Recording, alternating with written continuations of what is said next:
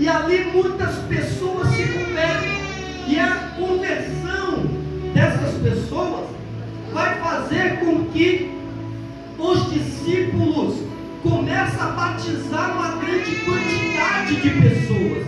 E detalhe, não era uma quantidade pouca, não era uma quantidade mínima. Pense você, se havia um homem ali que batizava muitas almas, muitas vidas, era João Batista.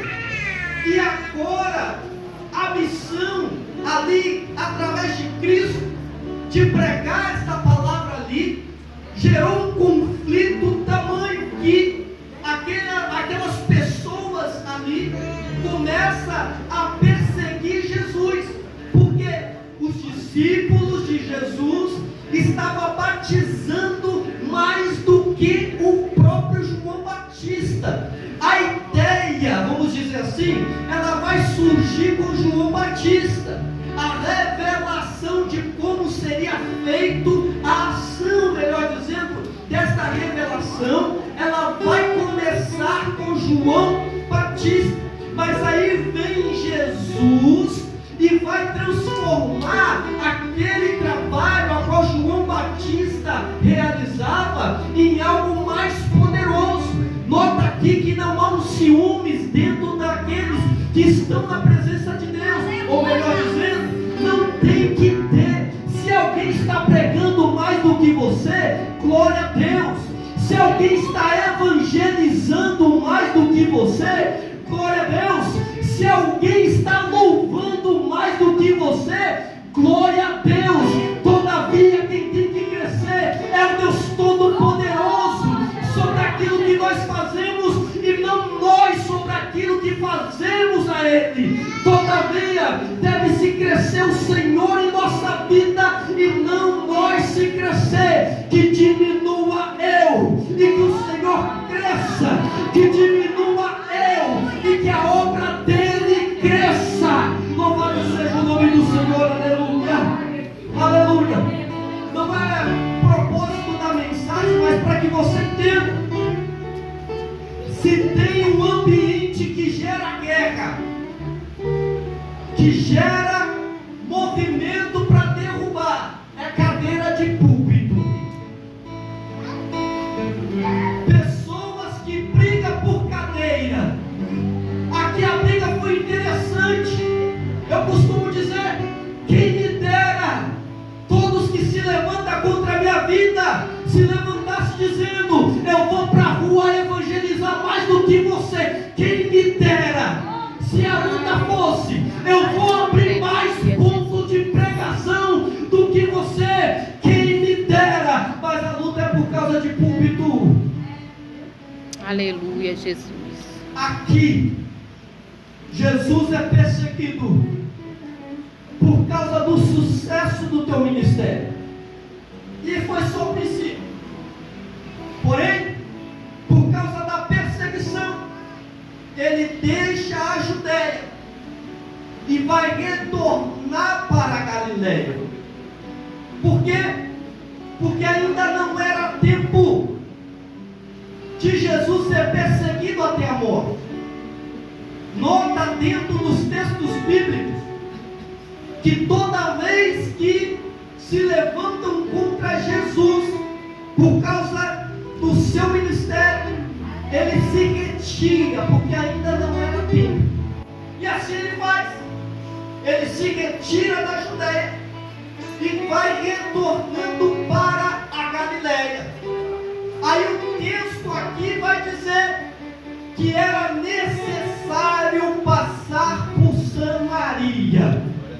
Ora, geograficamente, o melhor caminho para ir da Judéia até a Galileia era justamente o caminho dos mercadantes, a via a qual ia da margem do Jordão. O Jordão, um rio, sendo um rio, era um vale, não era trajetória onde se subia a montanha, descia a montanha, era o caminho mais plano, era o melhor acesso. Tanto era o melhor acesso que havia duas vias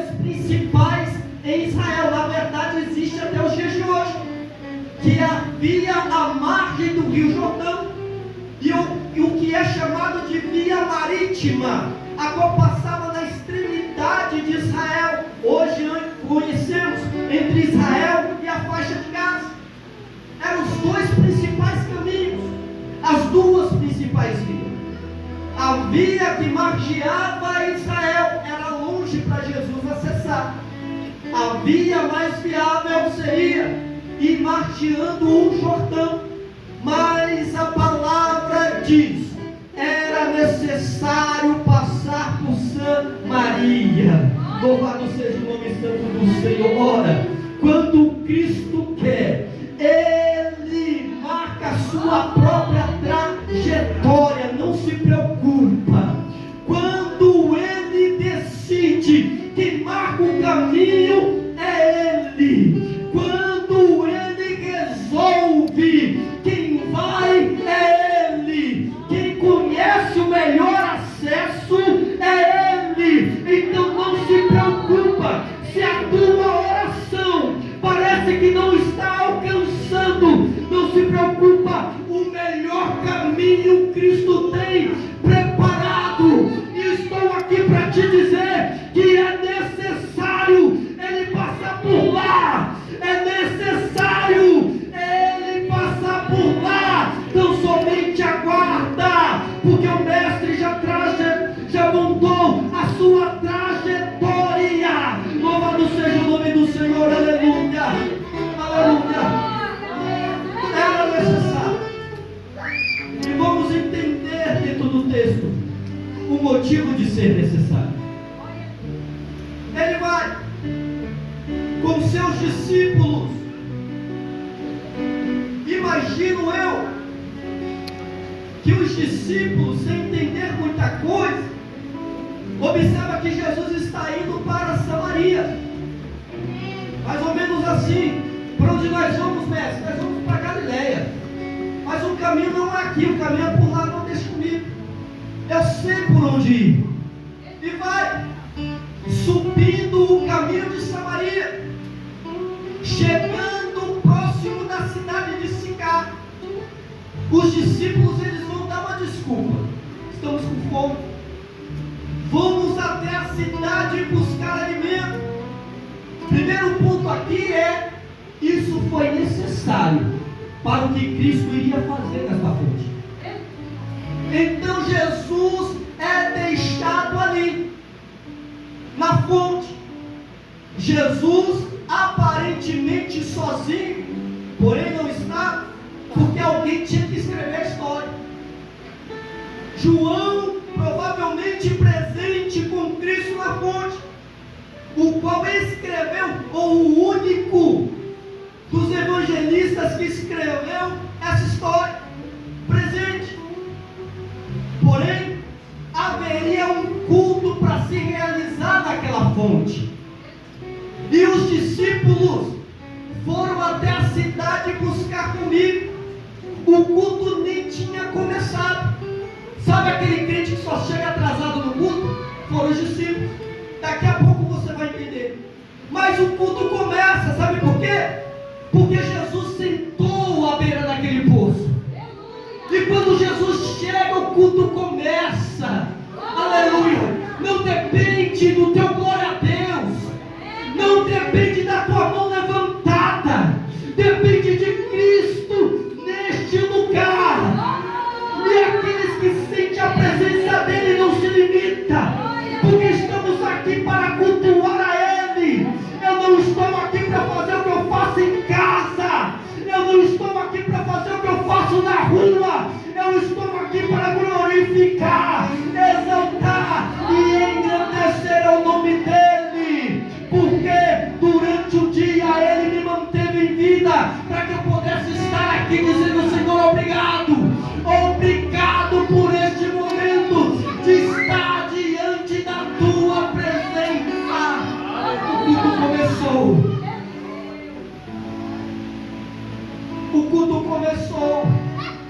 A partir do momento que o obreiro abriu a igreja, Deus já chegou com o obreiro. O culto começou. Só tinha Ele. O culto começou. Os discípulos se retiram.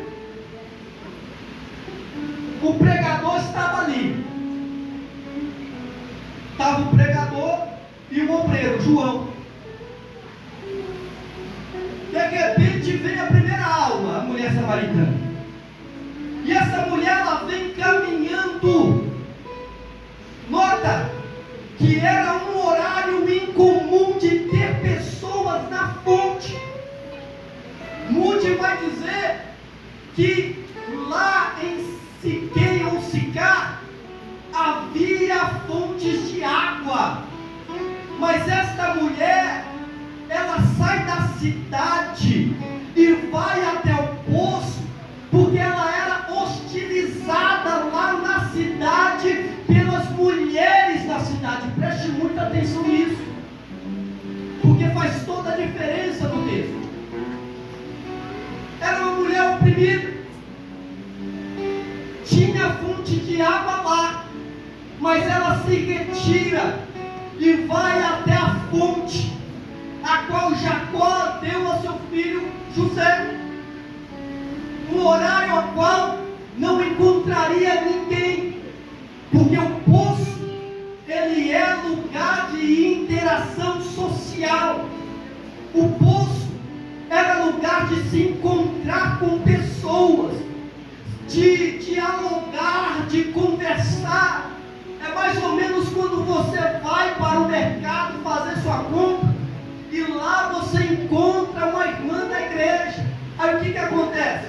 Você começa a conversar e vai passando os corredores conversando e as duas fazendo compra junto. É lugar de interação social. O poço era lugar de interação social. E esta mulher procura justamente esse horário. Por quê? Porque seria um horário onde não encontraria ninguém. Aquela mulher não queria confronto com seus olhos. Aquela mulher não queria confronto com a tua história. Aquela mulher não queria confronto com a tua vida pessoal. Ela vai em um horário onde não teria ninguém. Porém, de longe, ela vai observar que tem alguém. E de longe ela percebe, não sabe quem era, mas sabia de onde era. Era um judeu. Como é que ela percebe? Porque todo judeu, quando descia para Jerusalém, eles desciam trajados para oferecer lá no templo. Jesus estava retornando. Jesus estava com as vestes para as festas lá em Jerusalém. Ele está retornando. Aquela mulher de longe vê que era um judeu. Mesmo assim ela vai. Ora, certamente o que passa na mente desta mulher era: ao chegar naquela fonte, eu não esperava ter ninguém. Para o meu azar tem justamente um judeu. Sabe o que um judeu faria estando em um local aonde uma samaritana ou samaritano surgisse? Todo judeu olharia nos olhos, cuspiria sobre a terra como símbolo de nojo por causa do samaritano. Então o que essa mulher espera? Ela vai esperar alguém rude ali no poço. Ela vai esperar alguém que vai olhar para ela e cuspir sobre o chão, apresentando ela como algo imundo diante dos teus olhos.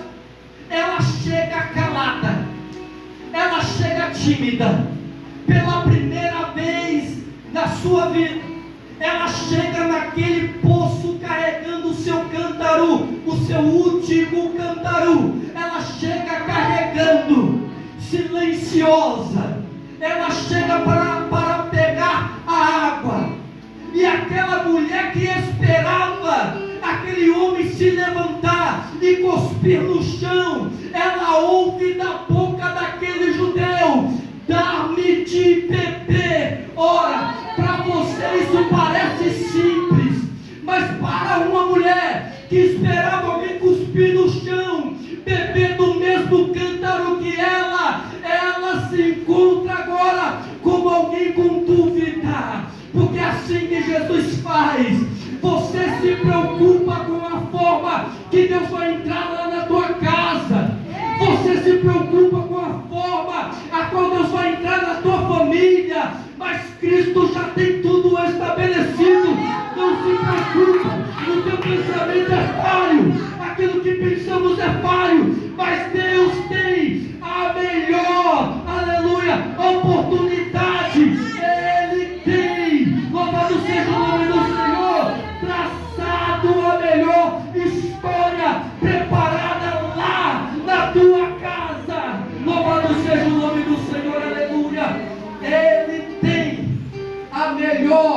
estratégia. Louvado seja o nome do Senhor. Detalhe: o cântaro de um judeu era diferente do cântaro de um samaritano. Judeu jamais beberia do mesmo cântaro. Então nota aqui como que Jesus vai fazer para abrir a porta, para que a palavra prega. As coisas não é do teu jeito, tem que ter sabedoria. Às vezes nós questionamos: eu estou pregando e nada muda, eu estou falando e nada muda. Às vezes a chave que você está usando para abrir a porta do coração é errada. Primeira coisa que você tem que entender, que o coração, biblicamente, está escrito aí na Bíblia que você tem, lá em Mateus capítulo 13, vai dizer que o coração é a terra, a palavra de Deus é a semente. Primeira coisa que você tem que analisar: o coração é a terra, e a terra ela é formada por terrenos diferentes, é formado por terra, é formado por beira de caminho, é formado por espinho, e você tem que saber a forma certa de semear, porque se você semeia, a semente cai à beira do caminho, as aves do céu não esperam, o demônio não espera, ele já vem e arrebata a semente, mas também cai entre as pedras, a qual não tem raiz profunda, e logo vai se secar entre o sol, e também cai entre os espinhos, logo recebe, até cresce, gostou, saiu do culto feliz, foi para casa feliz, mas no dia seguinte a amiguinha vai dizer: vamos para a festa, e vai, e os cuidados do mundo sufoca, e aquela plantinha que nasceu, ela se perde. Aí vem a sabedoria do crente. Você tem que ter a chave certa. A primeira chave é a oração, joelhos no chão. A segunda chave, não importa somente isso, é cara no pó, é cara no pó, aleluia. A terceira chave é o Espírito Santo agindo sobre o coração, porque você não tem sabedoria suficiente, você não sabe remover pedra, você não sabe remover espinho, mas o Espírito Santo sabe. E aquela terra, a qual é forrada de pedra, a qual é forrada de espinho, vai se tornar boa terra, e aquela palavra vai frutificar e vai produzir a 100, a 30, a 60, através de uma palavra. Tenha sabedoria para que a porta se abra. Louvado seja o nome do Senhor, aleluia. Aleluia. E abriu, iniciou um dos mais maravilhosos diálogos que nós temos no Novo Testamento. Aí o texto vai dizer: os judeus não se davam bem com os samaritanos por causa do questionamento: como sendo tu judeu? Para que você entenda, vou traduzir: como sendo tu judeu, que bebe água de um cântaro diferente do meu, pede de beber do meu cântaro, que não é o mesmo que o teu. Porque judeu e samaritano não se davam bem. Vou correr aqui, que o tempo não me permite. Deixa eu acelerar. Vai ocorrer aqui uma transformação na vida dessa mulher. Porém, Jesus vai tomar ela como um exemplo de Samaria. Não é à toa que João não dá o nome dessa mulher, como ele dá no capítulo 8 a Maria Madalena. Aqui ele não dá o nome à mulher, ele vai chamá-la de mulher samaritana. Não é à toa, porque esta mulher, ela vai representar toda Samaria. Diante de Jesus estava uma pessoa, mas alguém que representava toda uma nação. E Jesus ali, o culto está rolando, lembra do culto? O culto está acontecendo. E Jesus quebraria uma maldição, tanto na vida desta mulher, como em toda Samaria. Que maldição é essa, pregador? Vou te dizer. 2 Reis vai dizer, no capítulo 17, versículo 24, que houve o rei da Síria, o qual invade o reino do norte, chamado Israel. Na época havia divisão: reino do sul, Judá; reino do norte, Israel. A Síria leva cativo o reino do norte, e então vai introduzir em Samaria. Está lá em 2 Reis, capítulo 24, versículo 17. Capítulo 17, 24. Que vai dizer que ele vai trazer 5 povos. Preste atenção: 5 povos: Cutá, Avá, Ramate, Babel e Sefarvaim. 5 povos. Quantos? 5 povos. Preste atenção nisso. E estes povos vão contaminar a descendência consanguínea de Samaria. Samaria era da descendência de Abraão, e a descendência, ela é contada a partir do pai. A descendência consanguínea a partir do pai.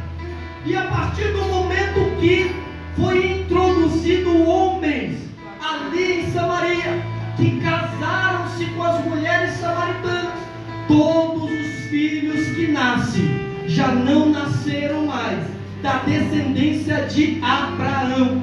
E esse aqui foi o motivo para que Samaria fosse rejeitada pelo resto de Israel, porque todo Israel vinha de Abraão, menos Samaria. Eles não reconheciam Samaria como um povo judeu, como um povo da descendência de Abraão. Mas pense você que o samaritano aceitava isso? De forma alguma. Nota no versículo 12, aqui no capítulo 4 do Evangelho escrito por João, versículo 12, ela vai dizer para Jesus: és tu maior do que o nosso pai Jacó, que deu este poço ao seu filho José?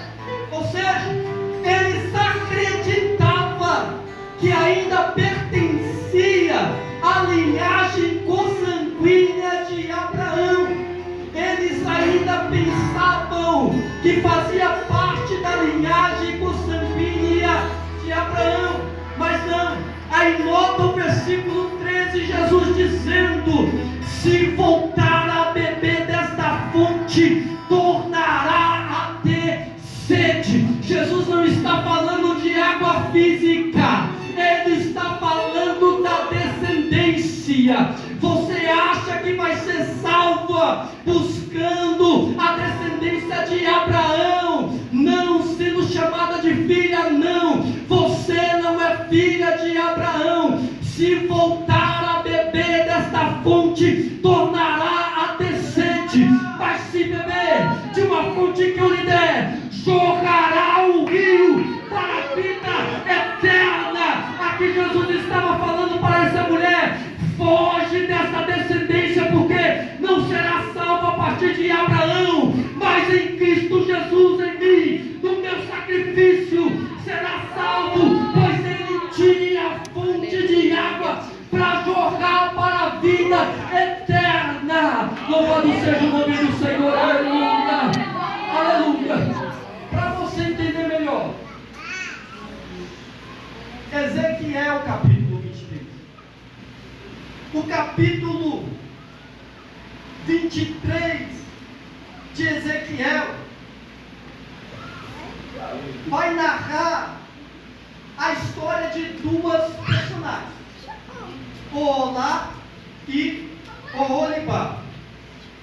Essas 2 personagens, a qual o texto ali vai apontá-la como prostituta.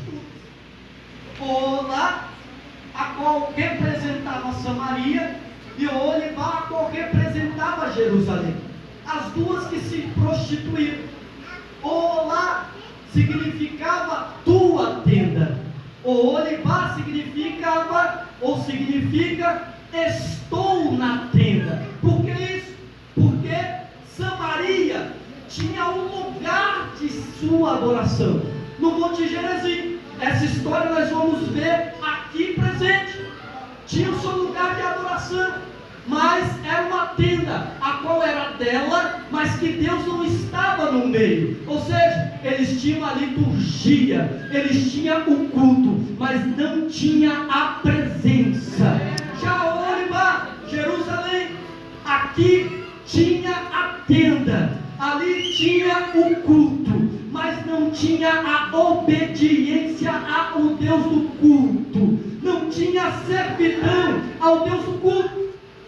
Aqui, neste texto, nós vamos ver a palavra apostasia, e a palavra apostasia, ela não tem significado no Antigo Testamento, ela só tem significado no Novo Testamento, porque a palavra apostasia é uma palavra grega, que vem de apostasia, uma palavra grega. Então não tem ela no original hebraico, mas aqui nessa profecia de Ezequiel tem. Por quê? Porque apontava um tempo futuro, o tempo da apostasia, apontava aos dias de hoje, porque hoje vivemos o tempo da apostasia. Ora, Samaria, Oholá, Jerusalém, Oholibá, Samaria representava aquele povo a qual era misto. Samaria representava não um povo judeu, mas um povo misturado. Jerusalém representa justamente Israel. Samaria representa a igreja. Por quê? Porque a igreja nasce em Israel, mas a igreja, ela vai ser cheia de gentios, vai ser mista. Tem algum judeu aí? Tem judeu aí? Não. Aleluia. Tem baiano, cearense, maranhense, aleluia, mas judeu não tem. A igreja é mista. A igreja é mista. Samaria, aleluia. Aí Jesus pregando para esta mulher, o culto está rolando, está acontecendo. A mulher se agrada da palavra, e Jesus vai dizer para ela: olha, o culto não acabou não, vai lá na tua casa e busca o teu marido e traga. Aí ela vai dizer: olha, eu não tenho marido. Jesus responde: dissestes bem. Já teve quantos? Quantos? 5. Me ajuda aí, igreja. Já teve quantos? 5. 5. E o que tem não é teu. Ou seja, aqui nós temos uma mulher a qual foi contaminada por 5 homens. Lembra de Oholibá? Ou melhor, Oholá, Samaria? A prostituta contaminada pelos homens, a qual o texto vai chamar de uma virgem, a qual vai ceder a sua virgindade para os homens. Representava aqui uma mulher, a mulher samaritana. Por isso João não dá o nome, porque ela vai representar toda Samaria. Uma mulher que estava na fonte, carregando o seu cântaro, por causa da vergonha da vida que vivia lá na cidade. Uma mulher